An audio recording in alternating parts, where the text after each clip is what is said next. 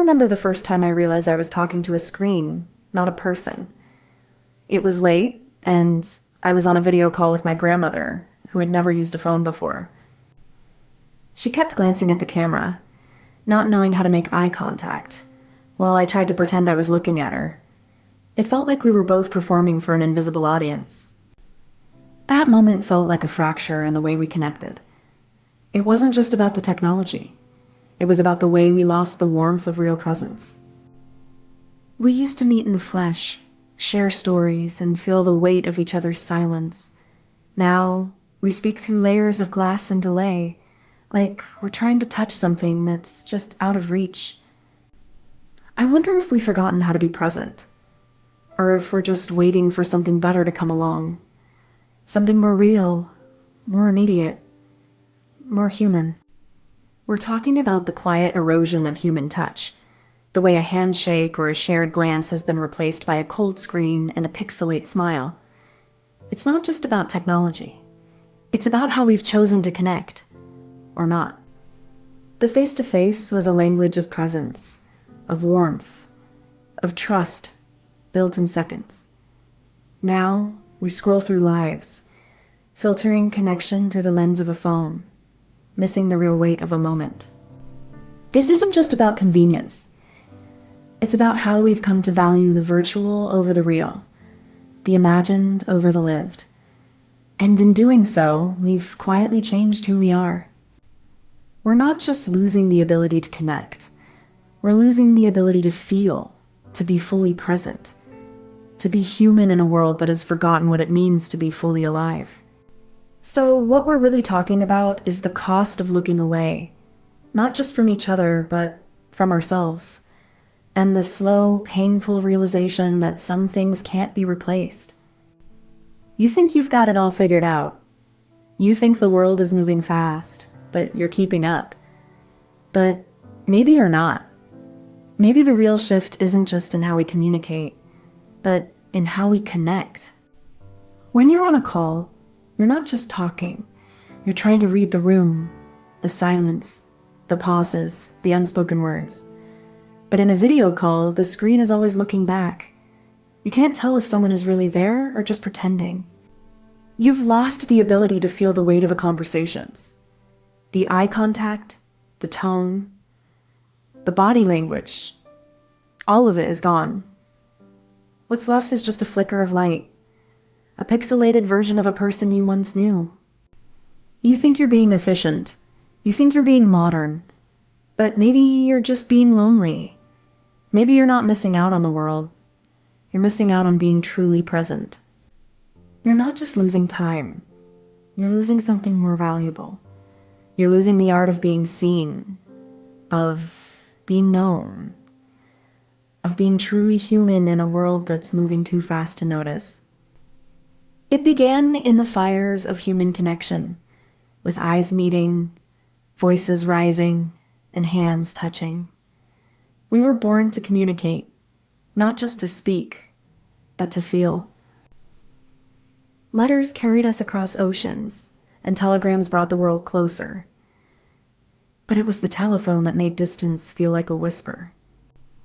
Then came the computer screen, a silent companion that changed how we saw the world. And ourselves. We no longer needed to meet. We could simply appear.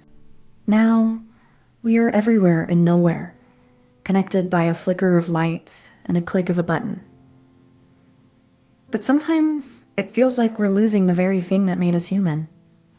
The screen has become our window, but we've forgotten how to look through it and at each other. Imagine you're sitting with a friend and you can see their face, hear their laugh, and feel their warmth. That's real connection. But now, you're just seeing a tiny square and you can't feel anything.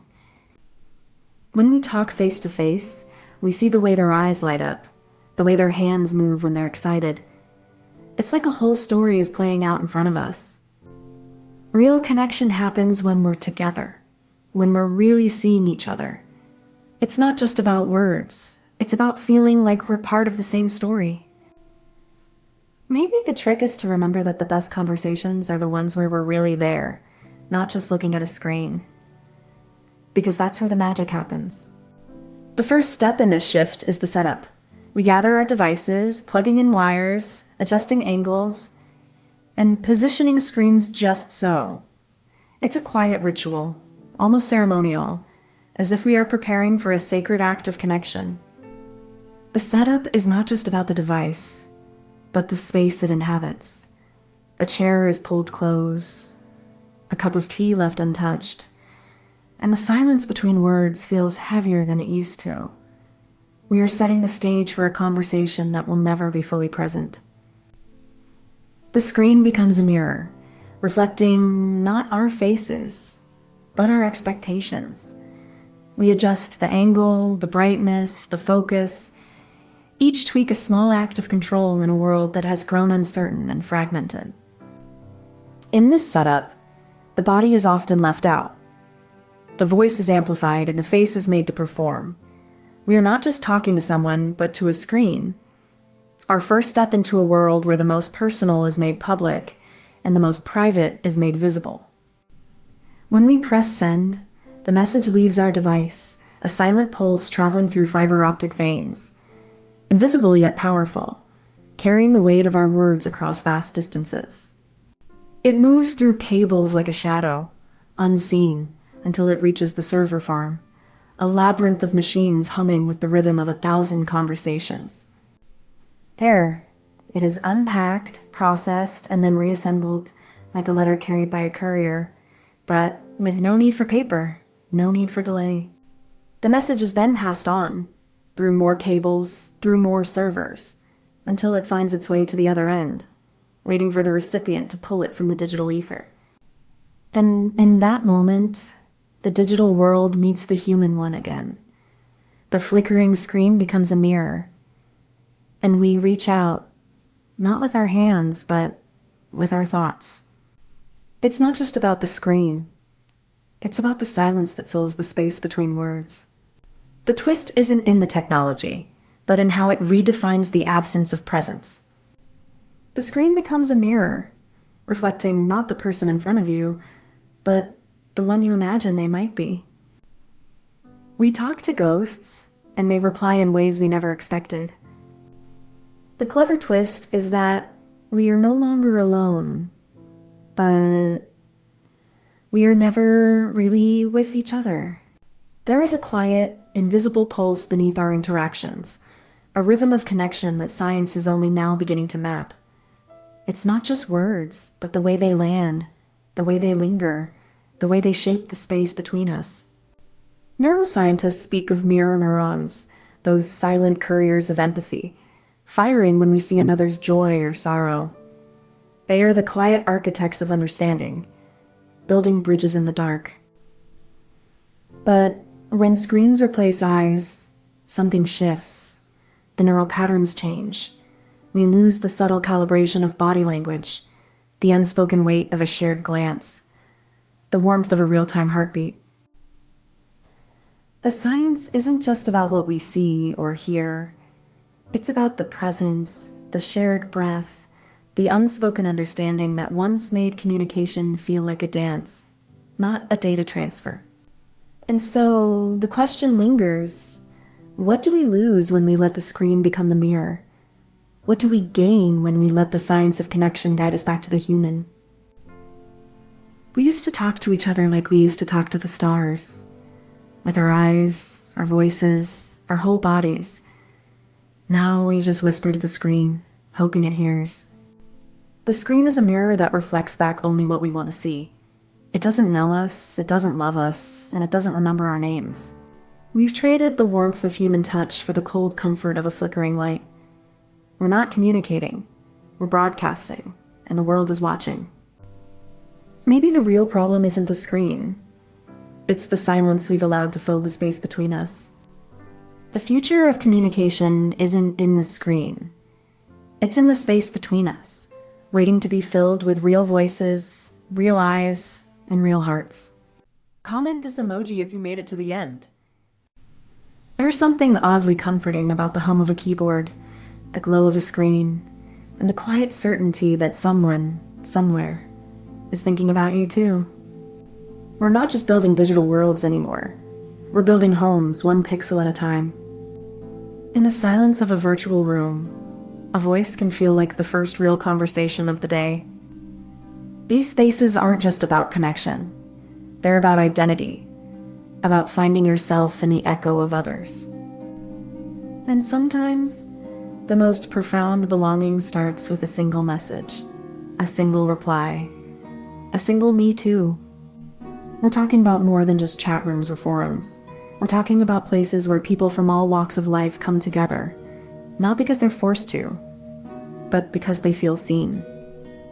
These spaces aren't just about communication. They're about connection. They're built on trust, shared interests, and a quiet, persistent need to belong. It's not always easy. These spaces can be chaotic, lonely, or even exclusionary. But for many, they offer a lifeline in a world that often feels disconnected. What we're really talking about is the human need to connect. No matter the distance, no matter the time zone, no matter the screen between us. These communities are a reflection of our world. Complex, diverse, and full of potential. But they are also a reminder of how deeply we crave something real, even in a virtual space. You think you're just scrolling through feeds, but you're actually building something real. Every click, every like, every message is a stitch in the fabric of a community you didn't know you needed. These spaces are more than just places to pass time. They're where you start to feel seen. You don't have to be perfect, just present. And that presence can be a kind of salvation. You might not realize it, but you're already part of these communities. You've shared something, your thoughts, your struggles, your dreams, and in doing so, you've given others a mirror to see themselves. The internet is not a void, it's a mirror. And in these online communities, you're not just finding others, you're finding parts of yourself you forgot were missing. So maybe you should care. Not because you're looking for validation, but because you're already part of something bigger. And that something is quietly changing the way you see yourself in the world. Back in the late 90s, the internet was a wild frontier. Forums were the first digital campfires, where people gathered to share stories, code, and dreams. It was raw, unfiltered, and full of possibility. Then came the early 2000s. Chat rooms and early social networks. People found connection in text, in usernames, in the fleeting moments of online interaction. It was the first time many felt seen, even if just by a few others. By the mid-2010s, platforms like Reddit and Discord became the new town squares. They weren't perfect, but they gave people a place to be themselves, without the weight of the real world pressing down. Today, online communities are more than just places to gather. They're lifelines for many. They offer identity, purpose, and sometimes a home that feels more real than the world outside. Imagine you're in a big, empty room. No one is around. But then, you spot a door. You open it, and suddenly you're surrounded by people who think and feel like you. You don't have to shout to be heard. You just have to be yourself. And in these places, you're not alone. You're part of something bigger. Sometimes the people in these places are far away, but they're still here, in your heart and in your mind. They make you feel like you belong. These spaces aren't just for fun. They're where you find your voice, your friends, and your place in the world, even if it's just a few people who get you. The first step is to choose the right platform. It's not just about what you want to talk about, but who you want to connect with. Some platforms are built for deep conversations, others for quick exchanges.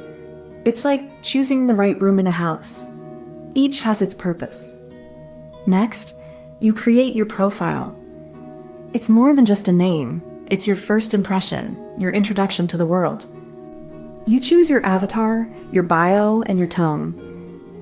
It's about being authentic while also being approachable. Finally, you join a group or start a conversation. It's the moment you step into the space, ready to meet others who share your interests. When someone joins a community, they're not just clicking a button. They're entering a system that remembers, tracks, and responds. Every interaction is logged, every message is stored, and every behavior is analyzed. Behind the scenes, algorithms are at work, mapping relationships, identifying patterns, and predicting what each member might want or need next. It's like a silent conversation between the user and the system. This isn't just about data. It's about identity. The system doesn't just store your words. It creates a version of you that it can recognize, respond to, and even anticipate. And with that, the system doesn't just watch. It participates. It suggests, it connects, it curates. It becomes a silent partner in your journey through the community. This is the engine of connection, quiet, efficient, and ever-present. It shapes the community not just by what it contains, but by how it understands and anticipates its members. The clever twist isn't just about connecting people. It's about creating spaces that feel like home, even when you're miles away. It's the quiet design of an app that remembers your preferences, or the way a forum gently guides new users to the right place without overwhelming them. It's the algorithm that doesn't just show you what you want, but what you need, when you're ready for it. It's the subtle balance between convenience and privacy, between ease of access and the safeguarding of your identity. This twist is what turns strangers into friends, and friends into family. It's the unseen hand that makes the virtual feel real, the invisible thread that weaves people together in ways that defy distance. It's not just about technology, it's about intention. The clever twist is a reminder that even in the digital age, human connection is still the most powerful force we have. The science behind online communities isn't just about code and algorithms. It's about how the human brain is wired to seek connection, to belong, and to make meaning in a world that feels vast and uncertain.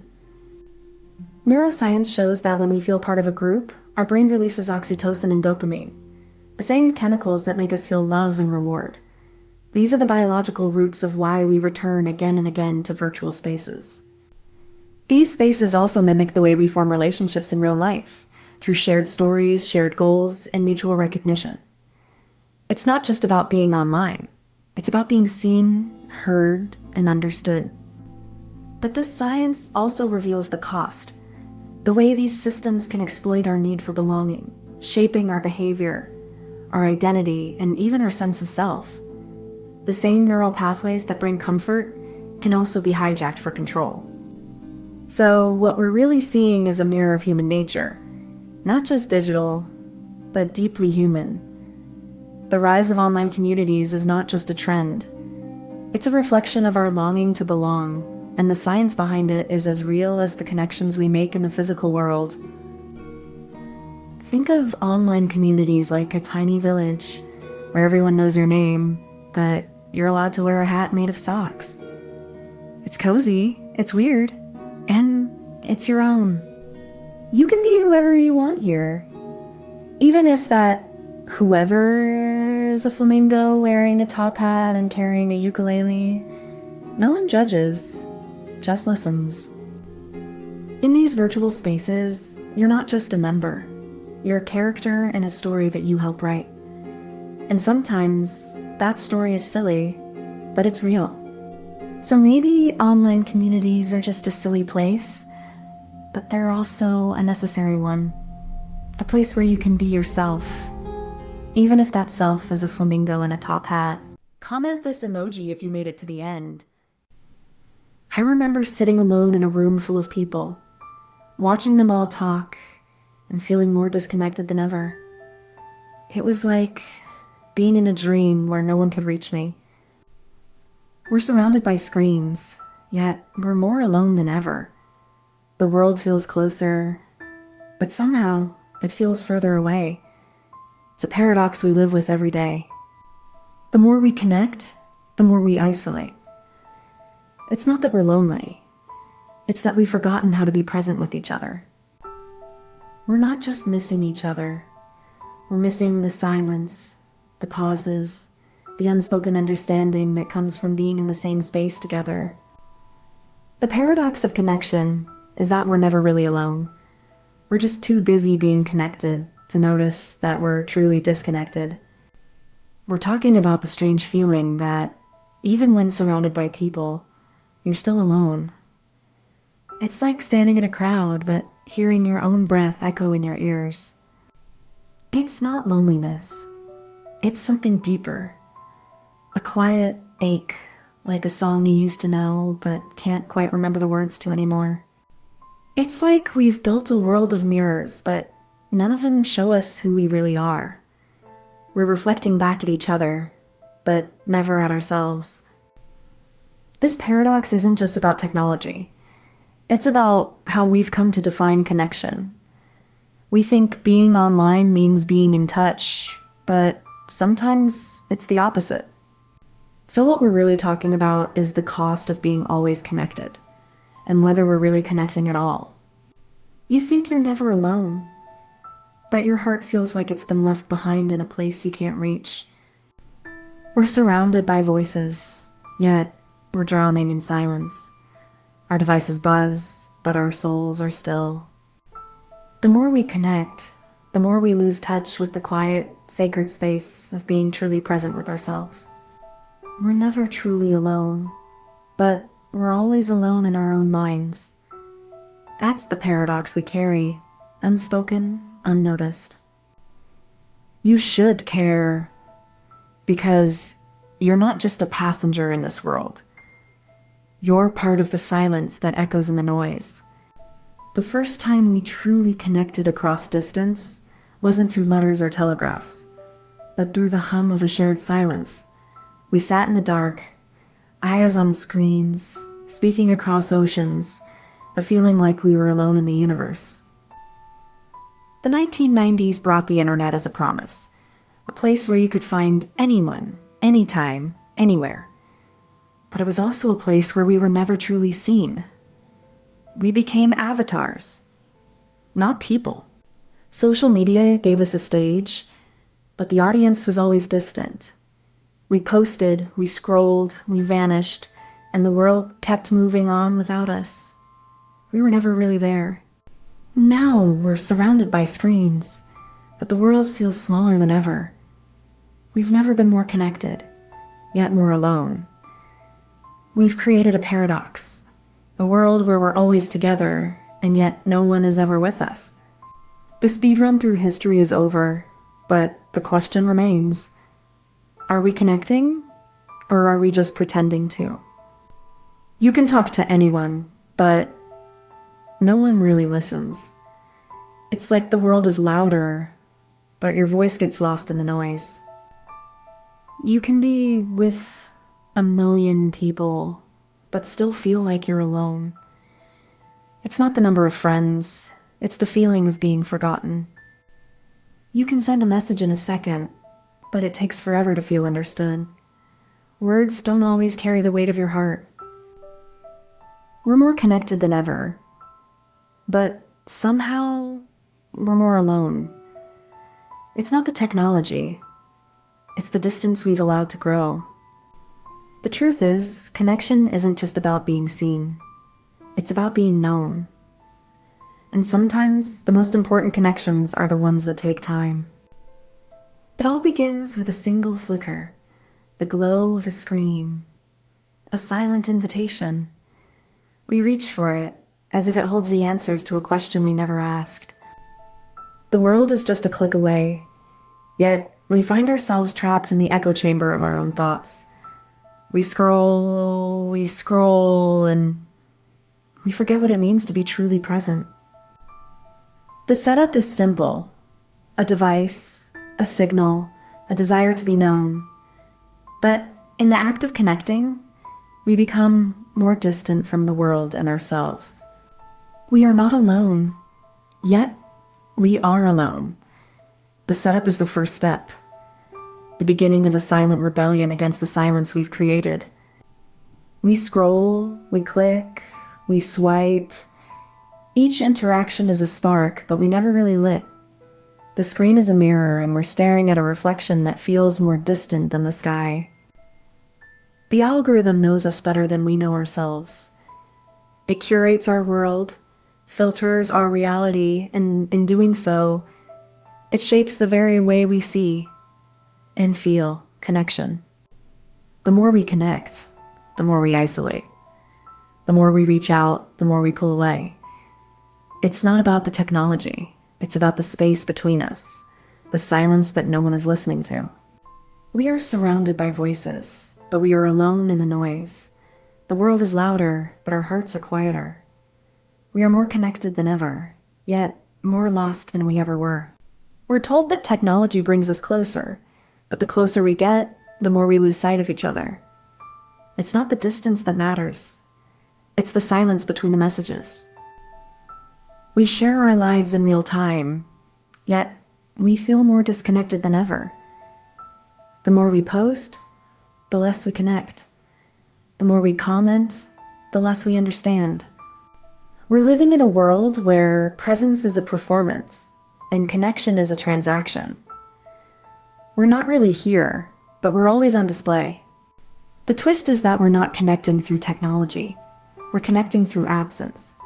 The more we try to be together, the more we're alone. It's not that technology is the enemy. It's that we've mistaken its purpose. We've confused being seen with being known, and being known with being understood. The clever twist is that in trying to bridge the gap, we've only widened it. The more connected we are, the more isolated we become. There's a quiet hum beneath our digital chatter, a frequency that only the lonely can hear. It's not noise, it's a signal, lost in the static of a world too loud to listen. Neuroscience tells us that human connection is wired into our very being. Yet, the more we connect, the more we feel unconnected, like fragments of a whole that never quite assemble. Studies show that even when we're surrounded by screens, our brains crave the physical presence of another. The warmth of a hand, the touch of a shoulder, these are not just gestures, but lifelines. The science of loneliness is not just emotional, it's biological. It affects our immune systems, our sleep, even the way we age. We are not just lonely. We are living in a state of quiet physiological distress. And yet, the technology that isolates us also connects us in ways we cannot yet fully understand. We are at the edge of a new kind of existence, where the old and the new collide in silence. Imagine a room full of people, all staring at their phones, their eyes reflecting the glow of screens. They are connected, yet they are alone in their own little worlds. Each person is speaking, but no one is listening. Words are exchanged, but meaning is lost in the noise of 1,000 simultaneous conversations. We build bridges of data, but we forget how to build bridges of trust. We share our lives, yet we feel more disconnected than ever before. In the end, we are all just lonely souls, trying to find connection in a world that has given us more screens than souls. Maybe the real connection isn't in the number of likes, but in the number of moments we share without looking away. Comment this emoji if you made it to the end. Do you ever feel like you're talking to a screen, not a person? Like the words you send are just bouncing off the walls and disappearing into the void? It's weird, isn't it? That we're more connected than ever, yet somehow lonelier. We're surrounded by faces, but none of them feel real. Like we're all trying to plug into the same conversation, but the wires are frayed and the signal keeps dropping. What if the future of connection isn't about being everywhere at once, but being present when it matters? What if the most profound connections are the ones that don't need Wi-Fi? This video is about reimagining connection. Not just surviving the digital era, but thriving in it. By finding meaning in the quiet moments and building relationships that don't just exist in the cloud. We're talking about the way we connect. Not just through screens, but through moments that matter. It's about how we choose to be present, even when the world feels like it's moving too fast. It's not about being constantly available, but about being intentionally available. When we're truly connected, it's not just what we say, but how we listen and how we show up. This isn't about rejecting the digital world. It's about reclaiming what we've lost. It's about finding balance and remembering that connection is a choice we make every single day. So when we talk about reimagining connection, we're not just talking about relationships. We're talking about how we live, how we love, and how we belong in a world that is on the move. You think you're fine with the way things are, but deep down, you're not. You feel something missing, even if you can't name it. It's like a quiet hunger, not for anything material, but for something real. You've scrolled through endless messages, but none of them feel like a real conversations. You've met people online, but none of them feel like real people. It's not that they're not there, it's that you're not really there with them. You've told yourself you're okay with this, that it's just how the world works now. But you're not okay. You feel like you're losing something, and you don't know what it is. Maybe it's presence. Maybe it's trust. Maybe it's the simple, unspoken understanding that comes from being with someone. You've spent years building a life in the digital world, and it's all there. The connections, the validation, the entertainment. Sometimes you wonder if you've missed something. Something that can't be downloaded, shared, or liked. You may not want to admit it, but you're not immune to the quiet ache of disconnection. You're not the only one feeling it. And maybe that's why this matters. Because you're not alone in wanting to feel truly connected, even in a world that's built to keep you distracted. Back in the 1950s, we connected through letters. You'd write a note, wait weeks, and then feel the thrill of a stamp in a hand-delivered envelope. It was slow, but it made every word feel like a promise. Then came the phone. A single line, a voice on the other end. It felt like magic. A way to be with someone even when you were miles apart. But it still demanded presence. No distractions. Then came the smartphone. It was a pocket-sized universe. A phone, a camera, a map, a social network.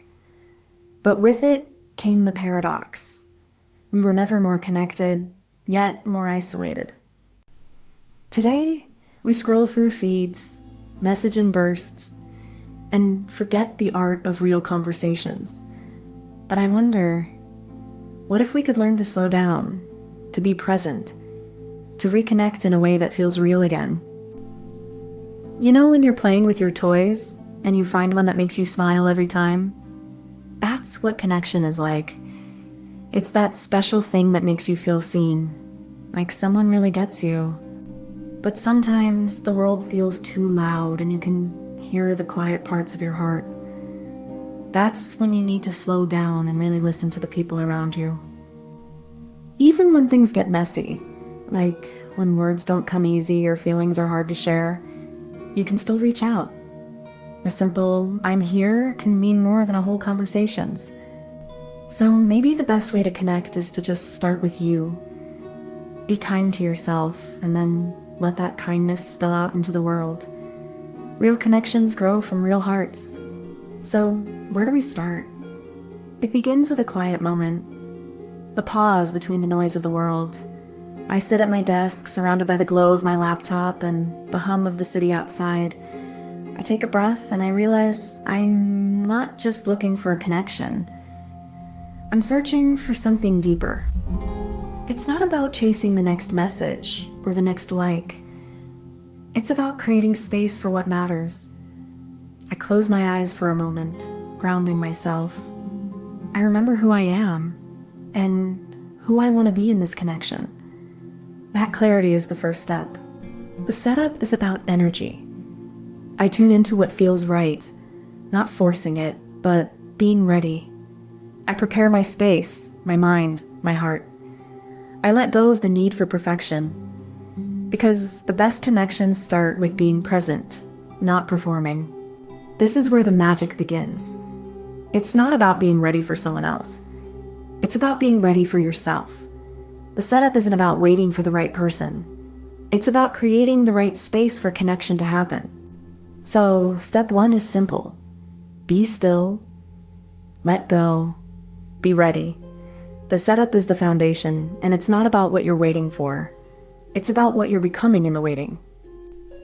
It starts with intention. A quiet moment where you pause, breathe, and ask yourself, what do I really want from this connection? It's not about what others expect, but what feels true in your heart. Then you choose presence, not just being physically there, but mentally and emotionally available. It's about showing up as your whole self, without the noise of distraction or pretense. Next, you listen, not just with your ears, but with your heart. Real listening means being fully present, not just waiting for your turn to speak. It's about honoring the other person's story as if it were your own. Finally, you reflect, not to judge or fix, but to understand.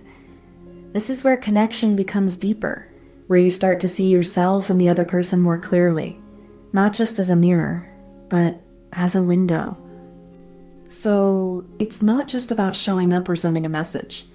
It's about creating a space where both people feel seen, not just heard. That's where the clever twist comes in. The act of giving someone the chance to lead.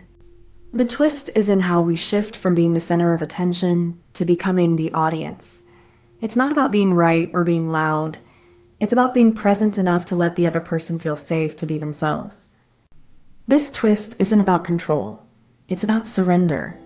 It's about trusting that the most meaningful connections come when we stop trying to shape the conversation and start listening for what's already there. In the digital era, we're used to being the ones broadcasting.